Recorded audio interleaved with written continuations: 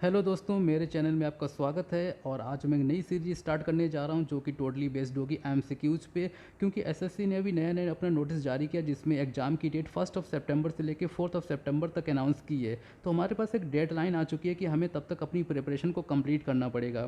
तो इसी को ध्यान में रखते हुए मैंने एक सीरीज स्टार्ट की जिसमें कुछ एमसीक्यूज कराऊंगा और वो काफ़ी सिलेक्टेड क्वेश्चंस वहाँ से पिक होंगे जिनकी फ्रिक्वेंसी काफ़ी ज़्यादा होती है हर साल एग्जाम में आने की। वैसे तो ये प्रीवियस ईयर के क्वेश्चन ही होंगे, बट इनकी जो फ्रिक्वेंसी होती है हर बार आती हैं, किसी न किसी एग्जाम में आती हैं। तो बस इसीलिए एसएससी जेई 2020 में इनके आने के चांसेस बहुत ही ज़्यादा हैं।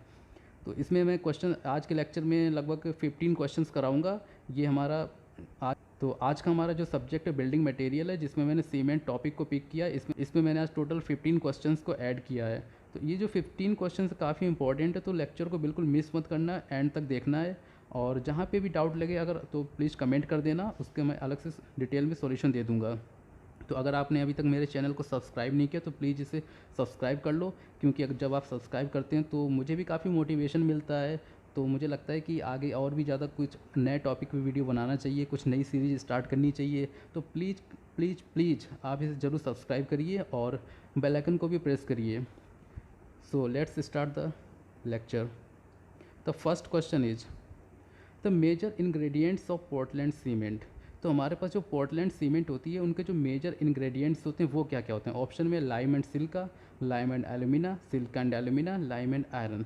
तो पहले हम डिटेल में देखेंगे कि कौन कौन से इंग्रेडिएंट हमारे पास होते हैं सीमेंट के लिए। तो हमारे पास होते हैं lime, Chilka, alumina, calcium sulphate, iron oxide, magnesia, sulphur trioxide, alkali. देखने में तो काफ़ी सारे हैं, बट इन्हें याद कैसे किया जाए। हर बार अगर इन्हें याद करेंगे भूल जाएंगे, तो इसके लिए मैंने ट्रिक तैयार की है। वैसे तो ट्रिक मैंने अपने लिए ट्राई की थी, अपने लिए इन्हें इसे बनाया था। थोड़ी सी फ़नी लगेगी, बट इसे मैं आपके साथ शेयर करना चाहता हूँ। तो ये ट्रिक ये है कि लस्सी आलू के इरादे में 100 कली। मैं इसे लिख के बताता हूँ। लस्सी आलू के इरादे में 100 कली। तो देखिए इसका क्या मतलब है, इससे क्या समझ में आता है। दो पर्सन है, कोई लस्सी एंड आलू, इन दोनों का कोई इरादा था कि हमें बाहर जाना है घूमने, बट इनके इरादे में क्या हुआ, कुछ कली आ गई। तो इनका जो घूमने का प्लान था वो कैंसिल हो गया। तो लस्सी और आलू। अब लस्सी से हमें क्या समझ में आता है, लाइम, सी से सिल्का, लस्सी में लाइम और सिल्का।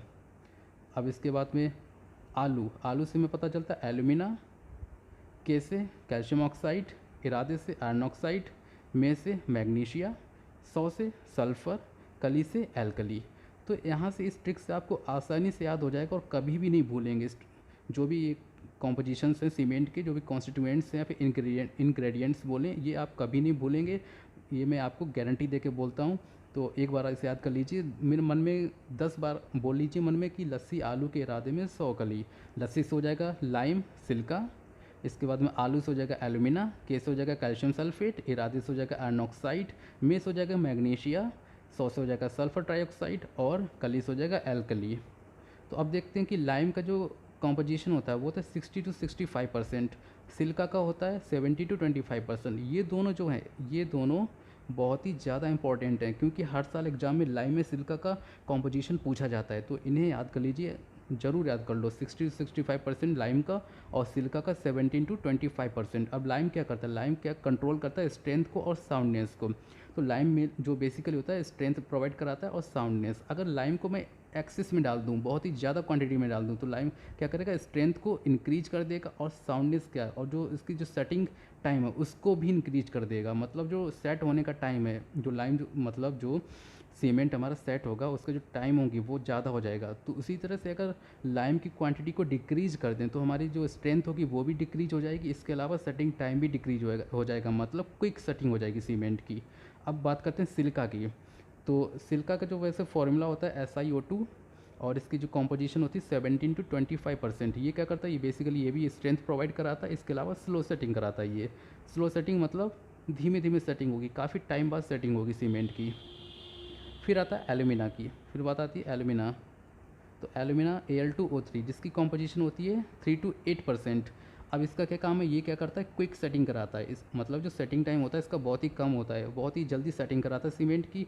और अगर इसे मैं एक्सेस में डाल दूँ तो ये क्या करेगा, स्ट्रेंथ को कम कर देगा। अगला आता है कैल्शियम सल्फेट, CaSO4 इसकी कॉम्पोजिशन होती है 0.1 टू 0.5%। अब ये देखिए जो कैल्शियम सल्फेट होता है ये जिप्सम की फॉर्म में प्रेजेंट होता है, जिप्सम की फॉर्म में, जिसका फॉर्मूला होता है CaSO4 2 H2O। जिप्सम हमने सुना होगा कि क्वेश्चन में आता है जिप्सम को ऐड कर देने से सीमेंट में क्या होता है। तो जिप्सम को जब हम सीमेंट में ऐड करते हैं तो उससे क्या होता है कि जो सेटिंग टाइम होता है बहुत ही ज़्यादा हो जाता है।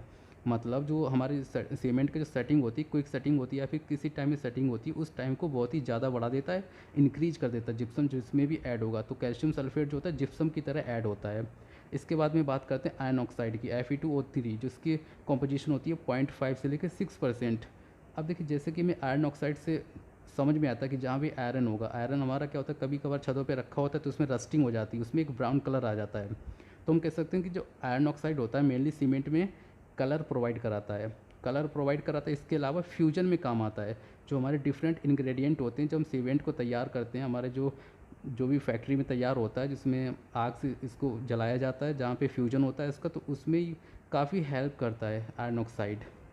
इसके बाद बात करेंगे मैग्नीशिया MgO, जिसकी कॉम्पोजिशन होती है 0.5 से 4%।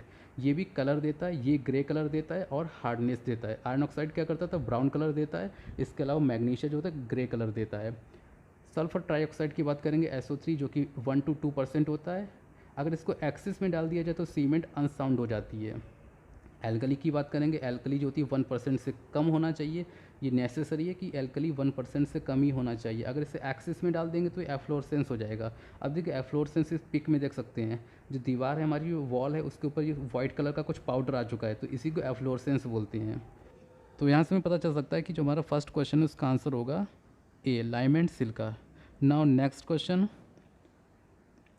The soundness test of cement by Le Chatelier's apparatus gives unsoundness due to. तो पहले तो हमें ये जानना होगा कि जो अनसाउंडनेस होती है, जो साउंडनेस होती है वो किस किस की वजह से होती है। तो जो साउंडनेस होती है वो हमारी फ्री लाइम और मैग्नीशिया, इन दोनों की वजह से होती है। बट इन दोनों का जो रिजल्ट, जो अपरेटस होता है, जो टेस्टिंग होती है, वो डिफरेंट तरह से होती है।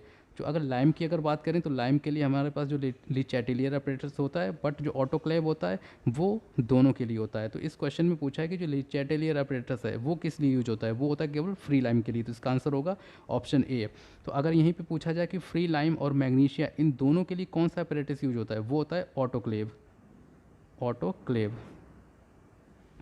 तो उससे पहले बात करेंगे कि जो अनसाउंडनेस होती है ये क्या होता है। जो साउंडनेस होती है उससे मतलब होता है हमारा जो सीमेंट आप जो सेटिंग होती है सीमेंट की आफ्टर सेटिंग, तो उसका जो वॉल्यूम होता है उसका वॉल्यूम इंक्रीज हो जाता है। अगर वॉल्यूम में इंक्रीमेंट होगा तो उसे बोलते हैं साउंडनेस।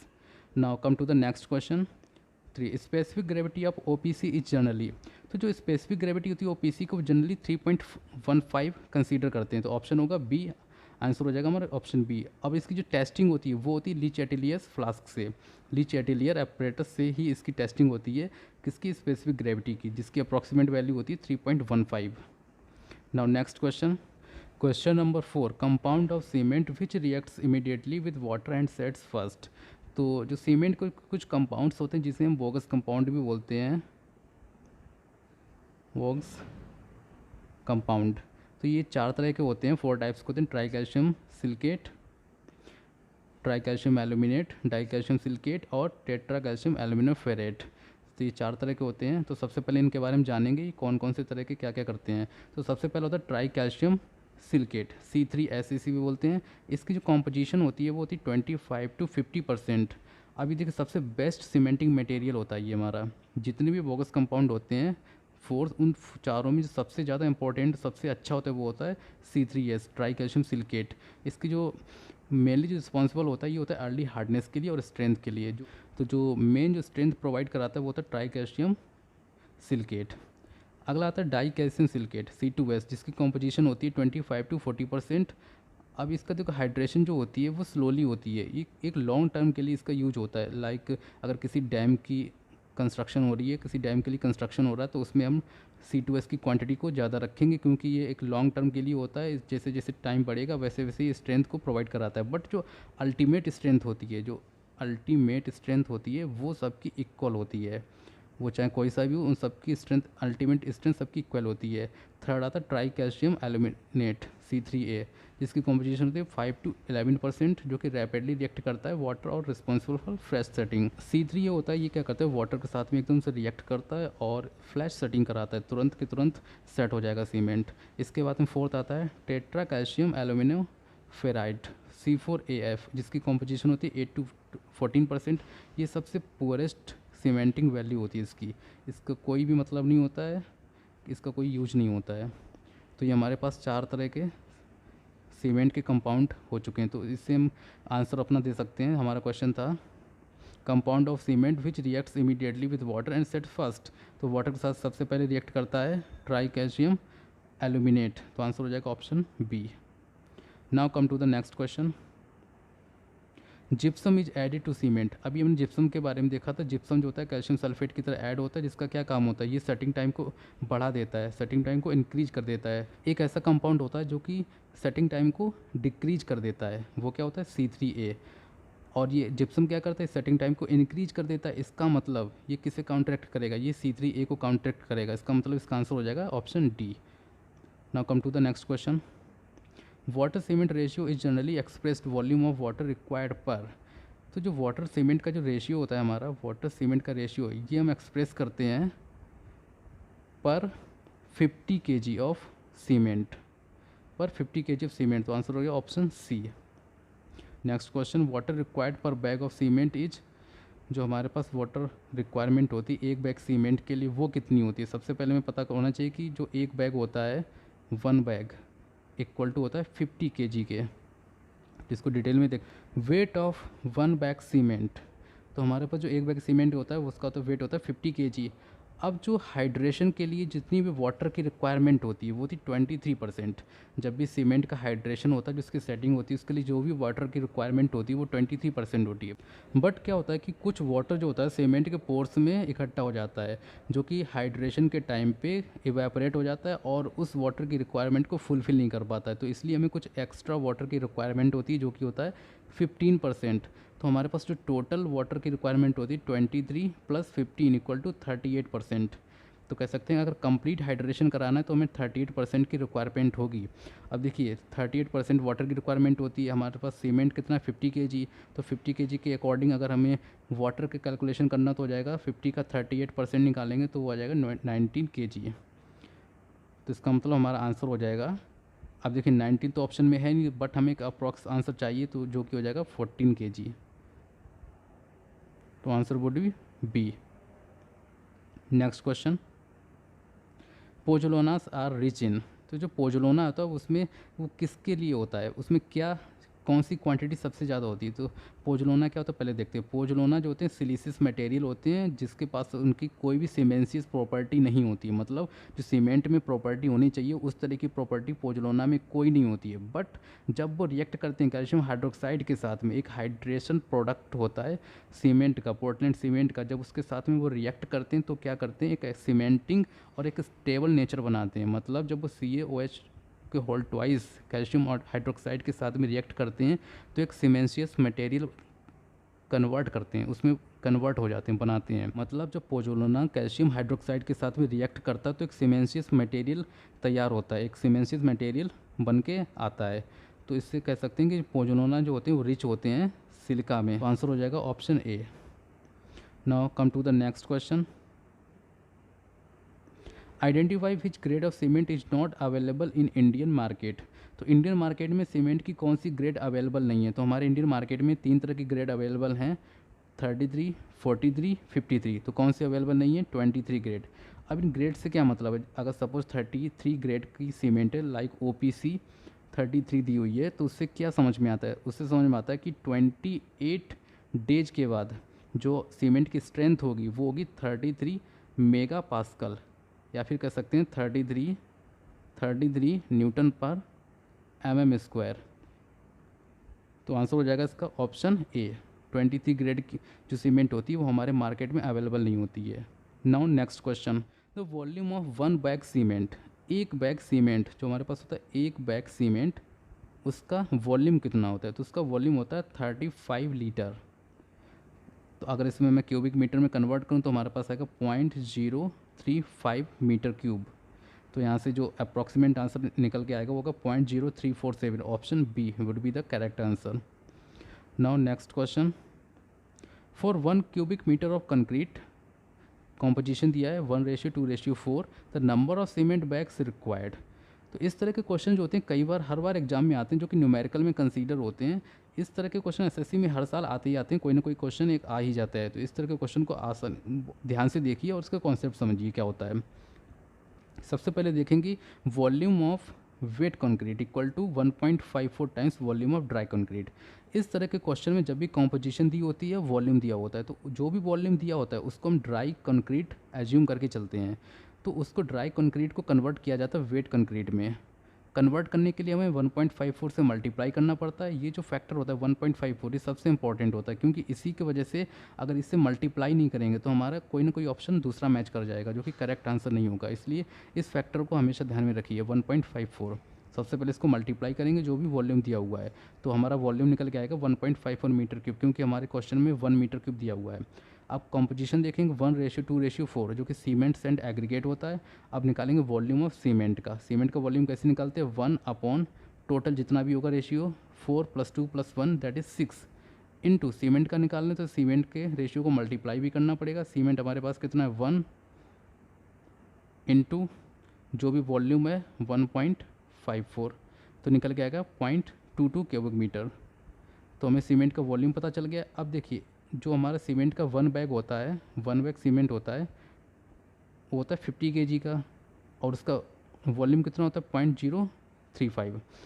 तो 0.035 मीटर क्यूब के वॉल्यूम के लिए 50 kg की रिक्वायरमेंट होती है।